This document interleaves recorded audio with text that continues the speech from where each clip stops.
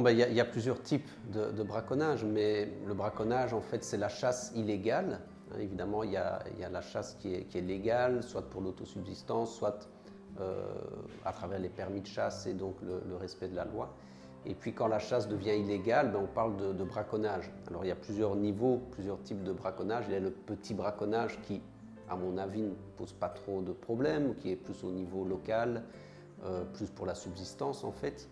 Et puis il y a le grand braconnage, où là on cible vraiment le trafic, le commerce plus intense, et qui est d'ailleurs beaucoup plus nuisible pour les espèces.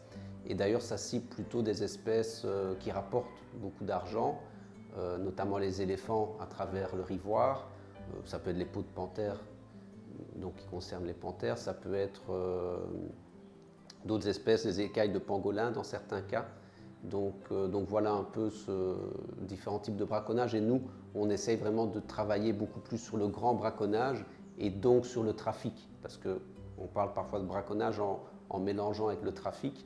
Mais nous, ce qui nous intéresse beaucoup plus au niveau de conservation-justice, c'est vraiment le trafic de faune, parce qu'on pense que c'est ça la plus grande menace pour les espèces emblématiques du Gabon.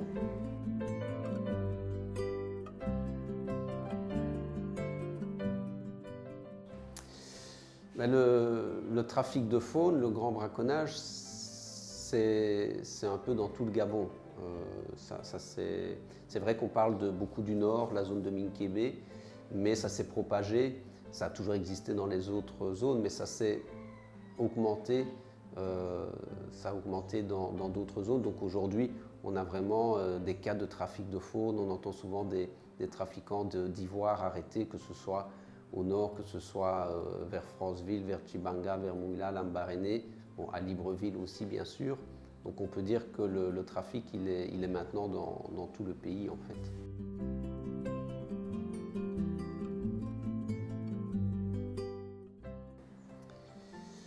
Donc toutes les espèces peuvent être braconnées, puisque même les espèces qui ne sont pas protégées, si les gens qui les chassent tuent trop d'espèces ou en dehors des périodes sans permis, on peut déjà parler de braconnage, de petit braconnage. Mais sinon, les espèces principalement ciblées, bon, c'est l'éléphant qui intéresse les trafiquants d'ivoire, évidemment. Donc là, c'est difficile de chiffrer.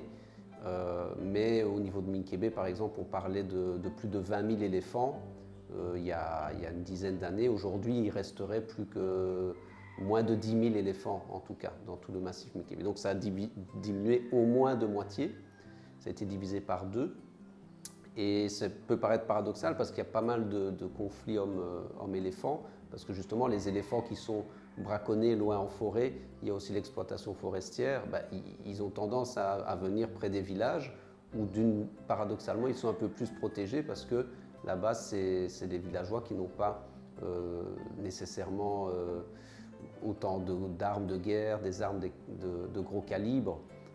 Sur la zone Minkébé, c'est beaucoup des grands braconniers qui viennent du Cameroun. Donc voilà, après à l'échelle du pays, c'est difficile de dire, on parlait de 50, 40 000 éléphants, mais c'est vraiment, dans pas mal de zones, c'est en diminution. Après, il y a des peaux de panthère. Nous, à Conservation Justice, on a appuyé les autorités. En une dizaine d'années, il y avait eu presque une centaine de peaux de panthère saisies. Ça, c'est uniquement les cas qu'on connaît.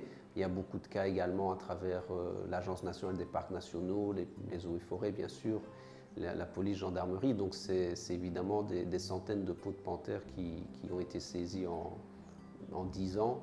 Et l'ivoire, là, on parle évidemment de plusieurs tonnes. Et il y a il y a sans doute 1000, peut-être plus éléphants qui sont abattus chaque année au Gabon.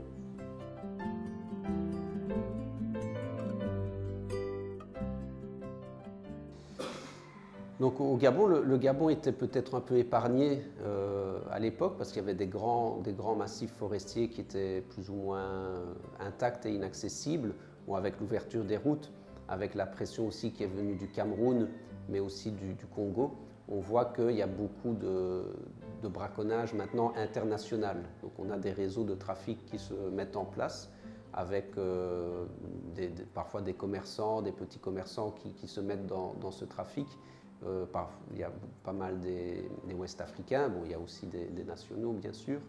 Et puis au niveau plus haut, ben, on a des gens un peu, des intermédiaires qui sont plus dans les centres urbains, qui sont mieux organisés. Et l'ivoire est souvent exporté vers le Cameroun. À travers tout le Cameroun, ça rejoint le port de Douala par exemple, ou alors à travers les bateaux, ça peut rejoindre l'Afrique de l'Ouest, bien sûr le Nigeria, mais aussi le Bénin, le Togo, jusqu'en Côte d'Ivoire et plus loin. Et donc voilà, on peut dire que c'est assez organisé. Et il y a des grosses saisies qui ont été faites au Togo, par exemple, de près de 4 tonnes d'ivoire. Il y a eu un ou deux cas aussi à Douala, 4 tonnes d'ivoire. Et les analyses génétiques montrent que ça vient surtout du Gabon et un peu moins également du Congo. Donc là, on voit que c'est vraiment organisé et que c'est centralisé plutôt dans des pays extérieurs, même si ça vient d'ici. Et puis c'est exporté surtout vers l'Asie, vers la Chine. Donc on voit que c'est quand même un réseau organisé qui peut rapporter pas mal d'argent et qui est parfois lié à d'autres types de trafic. Donc ça crée aussi une forme d'insécurité.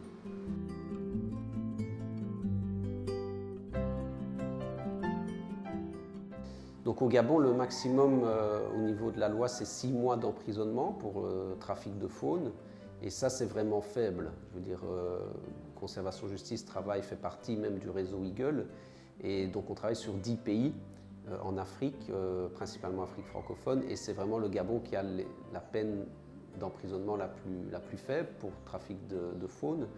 Je prends au Congo, c'est 5 ans. Au Cameroun, c'est 3 ans. Au Bénin, ça peut monter jusqu'à 10 ans.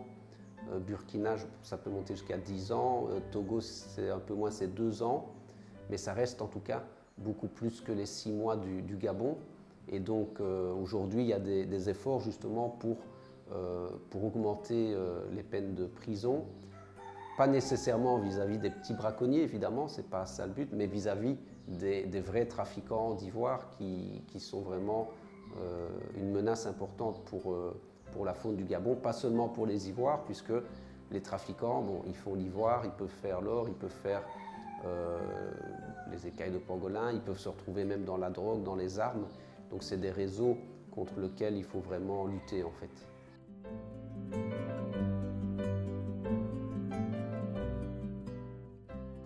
Donc on a, Conservation Justice, on a signé une convention avec le ministère et le ministère de l'Environnement, donc en charge de la faune, et la société forestière Precious Wood. Donc il faut savoir que c'est une société modèle, sans quoi on n'aurait pas signé avec eux. Et depuis plusieurs années, ils sont confrontés à un grand braconnage avec du trafic de faune. Et donc l'idée, c'était de les appuyer, d'appuyer le ministère de l'Environnement pour former un partenariat assez opérationnel sur le terrain avec la création d'une brigade faune qui doit veiller, qui doit surveiller et lutter contre ce trafic de faune, donc une brigade faune du ministère évidemment. Et nous, on vient appuyer cette brigade avec d'un côté Precious Wood qui est au niveau logistique, au niveau opérationnel, qui a aussi des équipes sur le terrain. Et nous, on appuie principalement au niveau juridique, au niveau suivi des cas. Donc on espère qu'il y aura une très bonne collaboration entre d'un côté la brigade et le chef de brigade, et puis Conservation Justice et Precious Wood.